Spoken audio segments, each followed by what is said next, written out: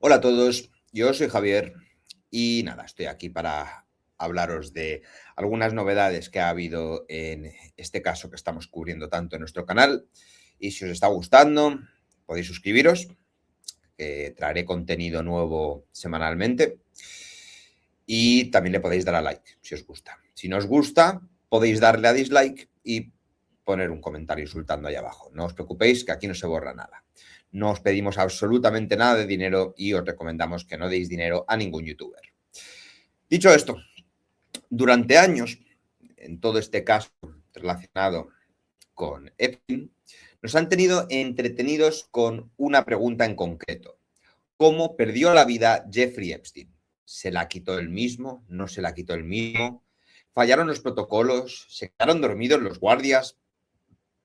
¿Las cámaras no funcionaban? Todo gira alrededor de ese instante, de esa noche, de esa celda. Y mientras tanto, el debate se ha convertido en algo casi estéril, repetitivo y circular. Siempre en ese mismo punto, avanzando hacia la nada más total y centrándonos siempre en una discusión que lleva a muy poquito. Pero claro, es que puede ser que ese haya sido el objetivo desde el principio, porque todo el foco se ha puesto siempre en el cómo, por lo que la gente ha dejado de hacerse una pregunta que es mucho más incómoda de lo que aconteció en esa celda aquel día. Porque es una pregunta que no llega a aparecer nunca en los titulares, que tampoco sacan a debatir en las televisiones y en pocos canales de YouTube. Eh, y la pregunta es, ¿qué pasó después? Porque cambia completamente el enfoque del caso y si se responde podría ser incluso más peligrosa que su muerte y las circunstancias de su muerte y los sinsentidos que le rodearon. Porque eso realmente podemos ver muchos documentos que hablan del tema. No importa lo que ocurriera esa noche en la celda, no importa si hubo desvivición o no, sino lo que ocurrió en las horas posteriores. ¿Quién entró? ¿Quién salió? ¿Qué se recogió? ¿Qué se guardó? Y sobre todo, ¿qué desapareció? Porque cuanto más se revisa lo que ocurrió después de la muerte de Epstein, más evidente resulta que hay elementos que no tienen ningún sentido, decisiones que no se explican y comportamientos que en cualquier contexto levantarían todas las alarmas. Y aquí es donde viene lo realmente inquietante, porque lo que ha salido hasta ahora no tiene que ver ni con teorías ni con especulaciones.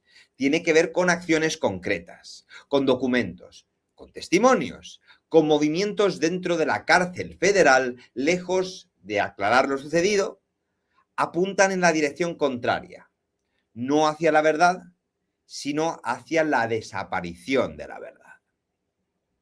Durante años nos han dicho que todo está claro, que el caso está más que cerrado, que no hay nada más que ver allí. Pero cada vez que aparece nueva información, cada vez que alguien tira de un hilo olvidado, lo que surge no es claridad, es oscuridad. Y quizás por eso nunca la conversación se mueve de ese punto inicial. Porque mientras seguimos discutiendo cómo murió Epstein, dejamos de mirar lo que estaban tratando de borrar. Y una vez fijado este marco, es importante detenerse en cómo se ha construido la versión oficial. Porque no es solo lo que dice, sino es cómo lo dice. Desde el primer momento, la respuesta fue clara, directa y sin ningún tipo de matiz ni de duda. Se quitó la vida. Lo mismo que la víctima de Andrew. No hubo nada. La respuesta fue clara, directa y sin matices. También lo hizo. Todas las cosas que no cuadraban de antes, para los que os queráis poner el gorrito de plata, dijeron los medios de comunicación. Pero ellos ajustándose a una versión que fuera creíble por todo el mundo. no una hipótesis, no una línea de investigación, sino una conclusión prácticamente inmediata. Y eso en un caso de este nivel, pues ya de por sí nos llama un poquito la atención, porque hablamos de uno de los presos más importantes del planeta. Un hombre con una red de contactos que une a toda la alta sociedad para ser depredadora y una parte muy amplia de la baja sociedad para ser presa. ¿Quién forma parte de esa esfera tan alta? Políticos, empresarios, figuras de poder. Además, teniendo información súper sensible de ellos. Porque ¿qué hemos aprendido a base de tratar casos de poder? Que la información más valiosa que puedes tener es mierda sobre alguien. Tenerle grabado en circunstancias comprometidas. Y luego ya todo se vuelve una cadena masiva de favores en las que unos se ayudan a otros y todos intentan cubrir sus pistas para que jamás salga a la luz lo que se tenga de esa persona. Fijaros que en España también teníamos a Rodríguez Menéndez, que tenía grabadas a muchas chicas, presentadoras de televisión o actrices, que vendían su cuerpo a cambio de dinero, cuyos abogados pagaron muchísimo dinero para que esas cintas no se revelaran. El director del Mundo, Pedro J. Ramírez, también había una cinta orquestada por Rodríguez Menéndez para tenerle grabado.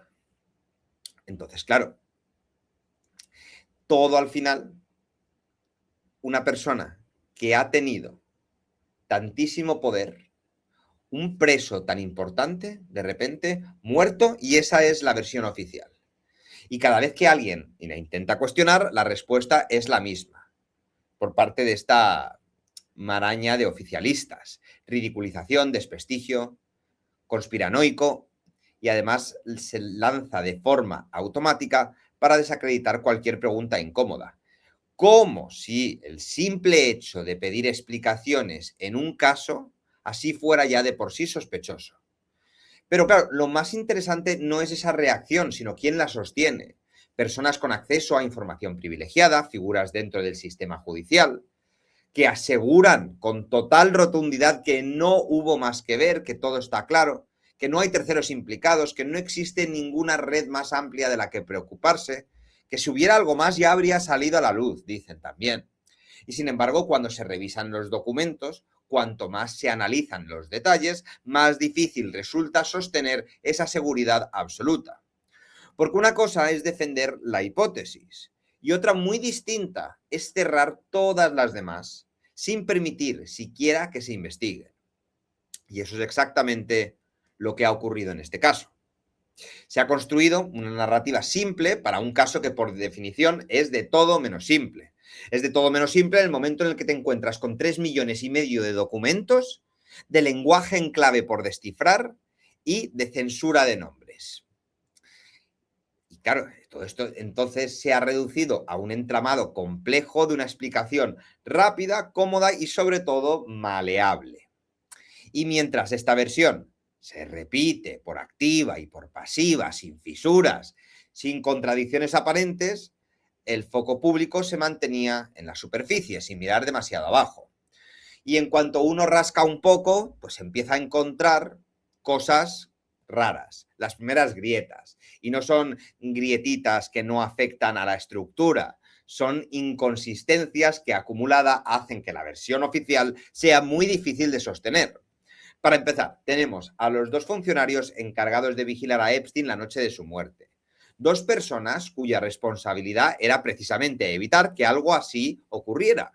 Y sin embargo, ambos han sido acusados de falsificar registros, de no haber realizado las rondas que tenían que hacer, de haber dejado la supervisión a cargo de nadie de un preso que por perfil requería vigilancia extrema.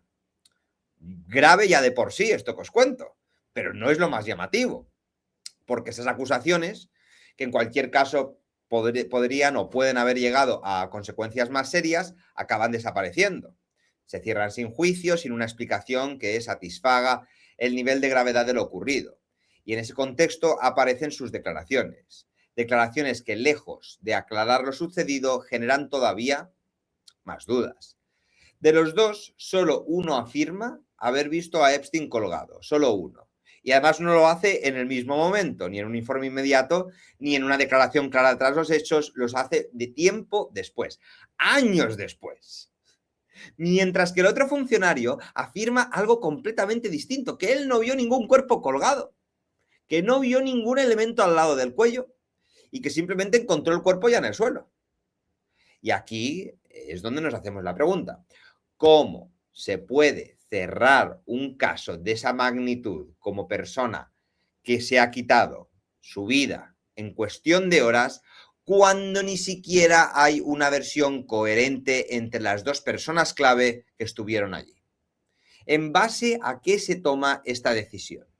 ¿Qué información se utilizó para llegar a una conclusión tan rápida, tan categórica, tan definitiva? Porque no estamos hablando de un detalle menor. Estamos hablando del elemento central del caso, de lo que en teoría debería estar absolutamente claro antes de cerrar cualquier investigación. Y sin embargo, no lo está.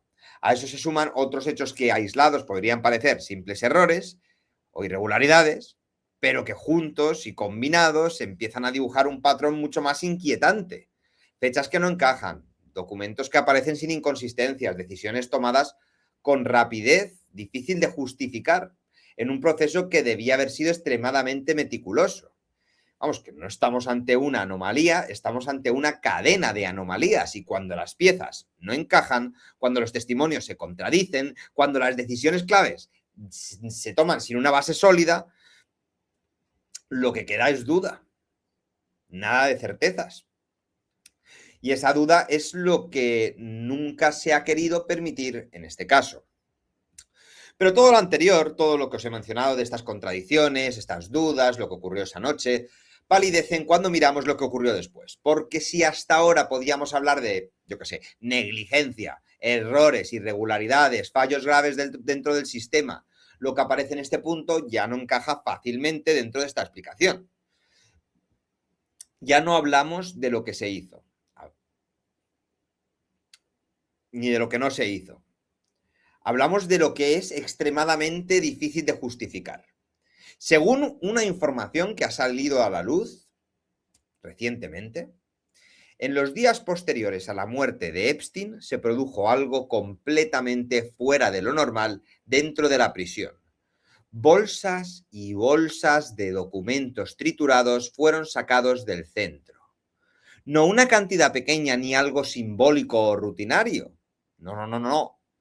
Gordo. Y además no se seguía el protocolo estándar de eliminación de archivos.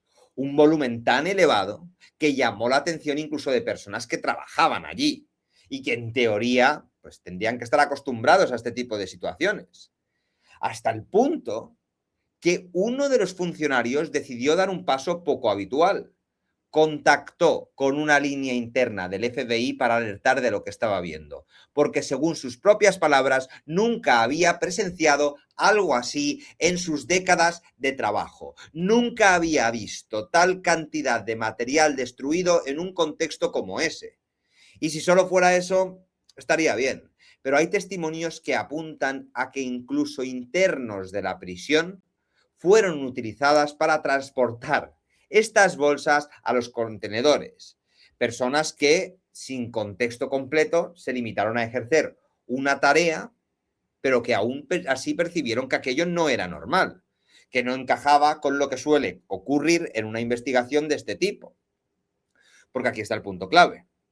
Cuando hay una muerte bajo custodia federal, especialmente de un pez gordo, como es el caso de Epstein, lo lógico es preservar absolutamente todo y además de manera intacta, porque cada documento, cada registro, cada detalle se recogería, se analizaría y se guardaría. No se destruiría, ni se haría desaparecer, ni se eliminaría. Y sin embargo, eso es exactamente lo que ha ocurrido. documentos triturados en masa, alertas internas ignoradas o minimizadas, posibles pruebas que en lugar de formar parte de una investigación exhaustiva, terminan en bolsas de basura. Y todo esto en el contexto de uno de los casos más sensibles y mediáticos de los últimos años. En este punto ya no estamos hablando de si alguien hizo bien o mal su trabajo. Estamos hablando si se tomó la decisión de que todo esto desapareciera, porque es una línea más que plausible de acuerdo a los testimonios que estuvieron en días posteriores de la muerte de Jeffrey Epstein. Y claro, es que lo que más fastidia de este tipo de asuntos es que jamás se va a saber lo que realmente ocurrió, porque es una línea que van a cortar de raíz para que la gente no se haga esta pregunta y no le dé más vueltas, no vaya a ser que su castillo de naipes se acabe tambaleando del todo y que la gente descubra que en realidad no hay justicia porque la justicia estaba en la cama con Epstein. Y claro, al final cuando uno pone juntas todas las piezas del rompecabezas tan grande, que es el caso este, cuando deja de mirar cada elemento por separado y empieza a ver el conjunto, la sensación que queda no es de claridad, es justamente la contraria. Porque durante años se nos ha dicho que este caso está cerrado, que no hay nada más que investigar, que todo ha quedado claro clarinete, que todo está explicadísimo, que vamos a dejar de hablar de ello ya, que qué pesados, que se ha explicado todo. La realidad es que no se va a explicar nunca nada hasta que no salgan los nombres de las personas que se han censurado por el Departamento de Justicia. Hasta que no llegue ese momento, no está nada cerrado. Y no quedará cerrado hasta que todas y cada una de las víctimas hayan recibido justicia por tan graves delitos cometidos contra ellas y contra ellos.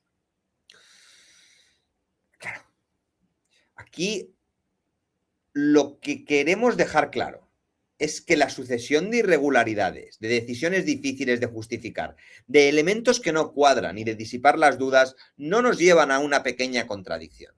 No nos llevan a que se nos acuse de conspiranoicos para desacreditar completamente lo que decimos.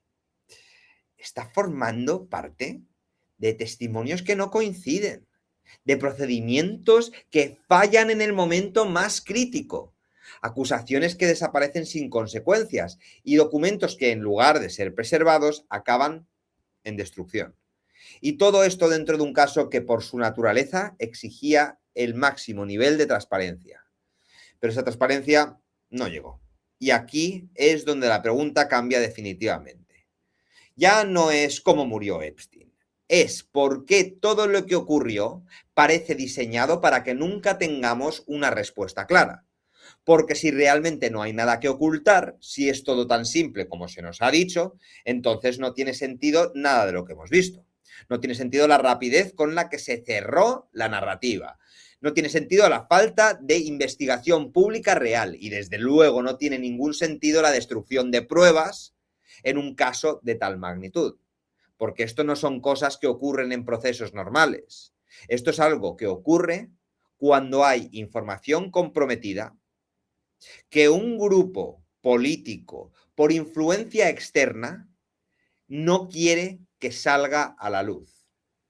No quiere que salga a la luz porque incriminaría a muchas personas. Y muchas de esas personas a las que incriminaría son personas que nos controlan, que nos gobiernan, a las que miramos en la pantalla como si fueran ídolos. Ídolos que al final no han dejado de ser absolutos demonios. Y aquí es donde cada persona puede sacar sus propias conclusiones. Pero hay algo de lo que nadie tiene dudas ya. Es totalmente evidente. Durante años nos han empujado en una dirección muy concreta, a discutir una y otra vez el mismo punto y quedarnos atrapados en la superficie del caso. Mientras tanto, lo verdaderamente importante estaba ocurriendo fuera del foco. Y quizá por eso la pregunta más incómoda no es cómo murió Epstein, sino qué desapareció después de su muerte. Espero que os haya gustado y nos vemos en el próximo vídeo.